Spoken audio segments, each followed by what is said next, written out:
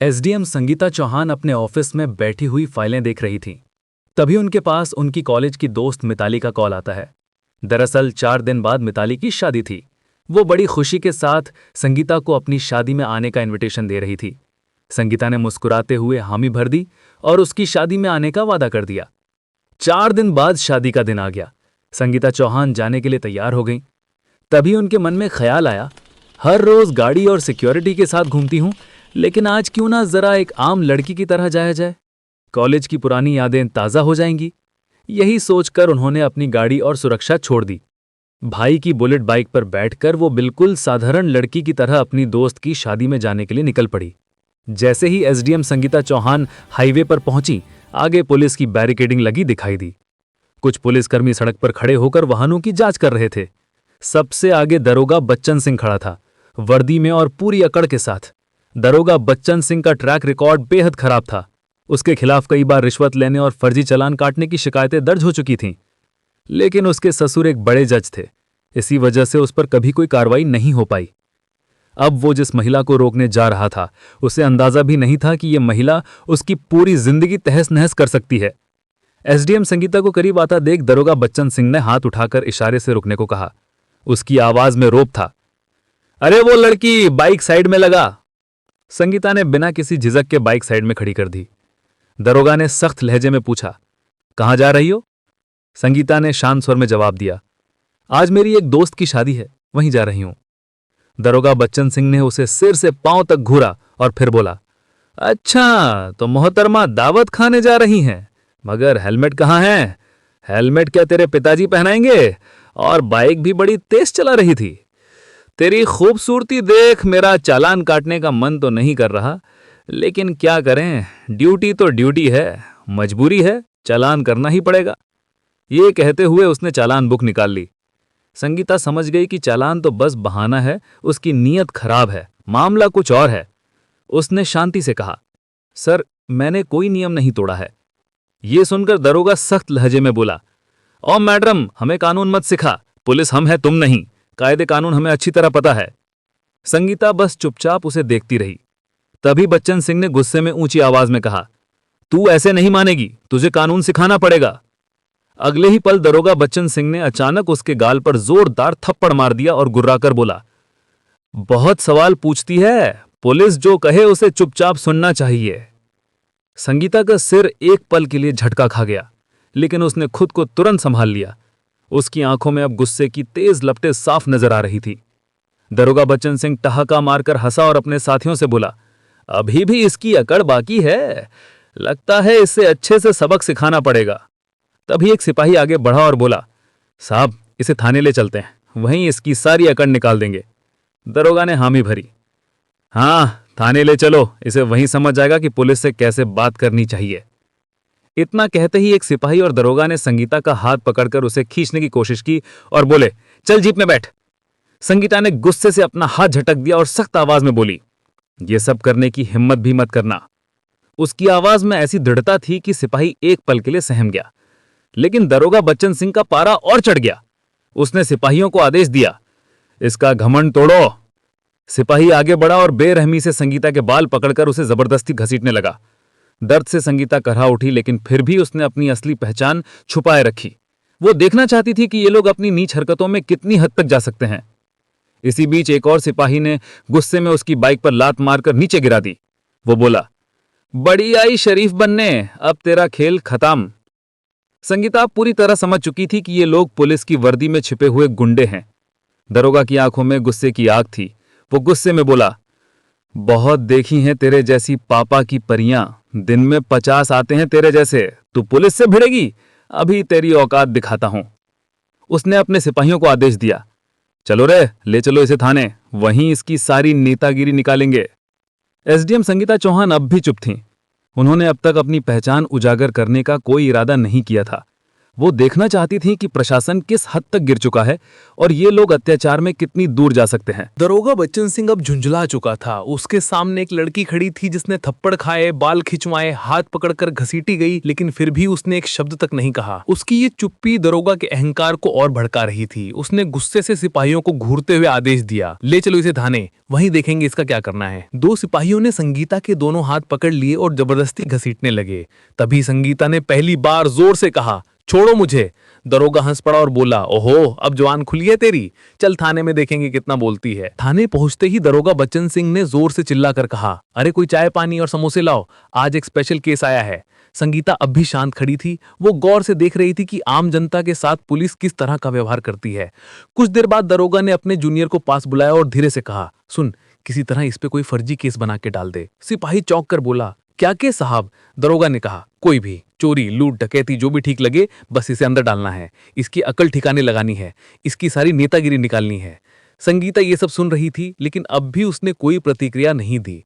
वो चुपचाप सब सह रही थी, मानो सही समय का इंतजार कर रही हो। दरोगा बच्चन सिंह अपनी टेबल पर बैठा कलम घुमाते हुए बोला, अपना नाम बता और घर का पता बता। संगीता चुप रही। दरोगा ने फिर से पूछा, बहरी है क्या, सुनाई नहीं देता, नाम बता अपना।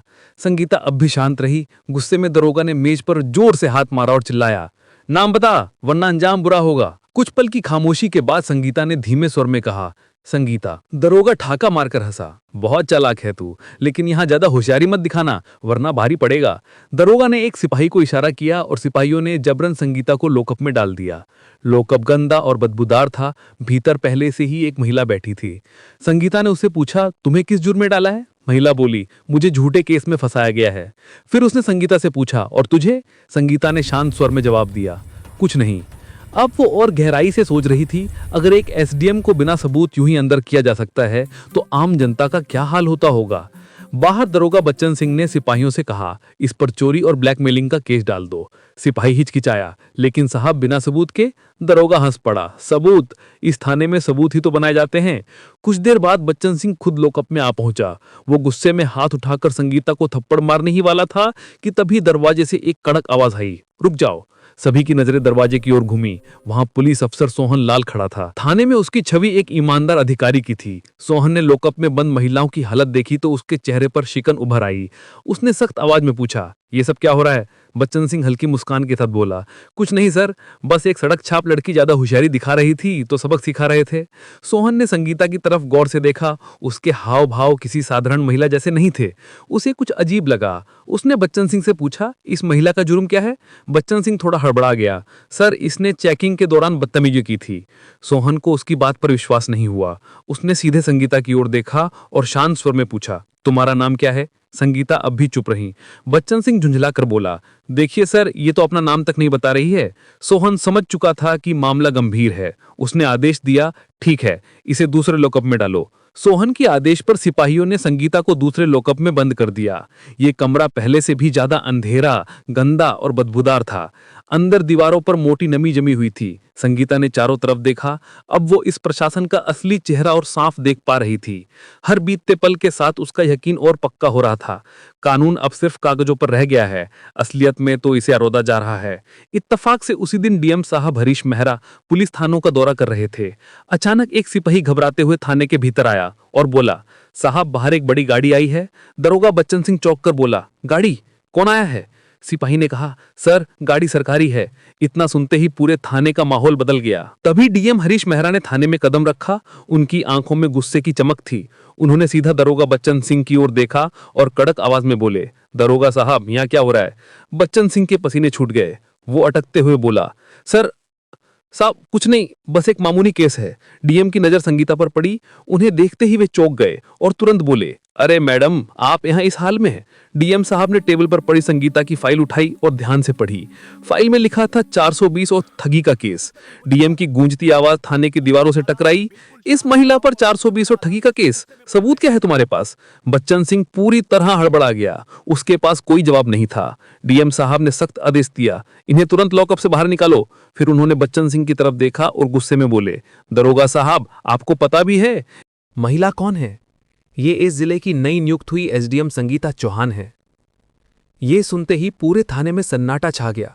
सभी पुलिसकर्मी हैरान खड़े रह गए। बच्चन सिंह के हाथ पैर कांपने लगे। उसकी आंखों के सामने जैसे अंधेरा छा गया। जिसे वो फर्जी केस में फंसा रहा था वही इस जिले की एसडीएम निकली। तभी एसडीएम संगीता ने डीएम साहब से कहा, इस दरोगा ने मेरे ऊपर हाथ उठाया और मेरे साथ बदतमीजी की और मेरे ऊपर फर्जी केस डाल रहा था, और लॉकअप के अंदर जो महिला बंद हैं वे बता रही थी कि उन पर भी इसने झूठा केस डाला है। डीएम की आंखें गुस्से से लाल हो गई। उन्होंने कड़े स्वर में कहा, क्यों दरोगा बच्चन सिंह, तुम्हारी हिम्मत कैसे हुई एसडीएम मैडम पे हाथ उठाने की और झूठा केस डालने की, और एक निर्दोष महिला पर भी। बच्चन कुछ बोलने ही वाला था कि तभी पुलिस अफसर सोहन लाल तेज आवाज में बोला, सर मुझे पहले से ही शक था कि यहां कुछ गड़बड़ है। अब बच्चन सिंह पूरी तरह अकेला पड़ चुका था। संगीता ने अब अपना असली रूप दिखाया। उनकी आवाज अब भी शांत थी, लेकिन लहजा इतना सख्त कि पूरे थाने में खामोशी छा गई। दरोगा बच्चन सिंह, तुम्हें इसी वक्त सस्पेंड किया जाता है। तुम्हारे खिलाफ विभागीय जांच बैठेगी और तुम पर आपराधिक मुकदमा दर्ज होगा। बच्चन के होश उड़ गए। उसके चेहरे पर हवाइयां उड़ रही थीं। एसडीएम संगीता चौहान ने आगे कहा, अब तुम्हारी असली जगह तुम्हारी अपनी जेल में होगी। गिरफ्तार करो इसे। डीएम हरीश मेहरा ने भी कड़क आदेश दिया, दरोगा बच्चन सिंह को तुरंत हिरासत में लो। पूरा थाना सकते में आ गया। जो सिपाही अभी तक बच्चन के इशारे पर चलते थे वही अब उससे दूरी बनाने लगे। पुलिस ऑफिसर सोहनलाल ने आवाज लगाई, हवलदार, दरोगा बच्चन सिंह को हिरासत में लो। सिपाही आगे बढ़े और बच्चन सिंह को पकड़ लिया। उसके चेहरे का रंग उड़ चुका था। उसे पहली बार एहसास हुआ कि उसका खेल अब खत्म हो गया है। लेकिन तभी उसने आखिरी दाव खेला। उसने हंसते हुए कहा, रुकिए एसडीएम मैडम, क्या आपको लगता है कि इस थाने में सिर्फ मैं ही भ्रष्ट हूं? पूरा सिस्टम मेरे साथ है। यह सब पुलिस वाले भी शामिल हैं और कड़ियां ऊपर तक जुड़ी हैं। ये सुनते ही कई पुलिसकर्मी घबरा गए। उनके चेहरों पर डर साफ झलक रहा था।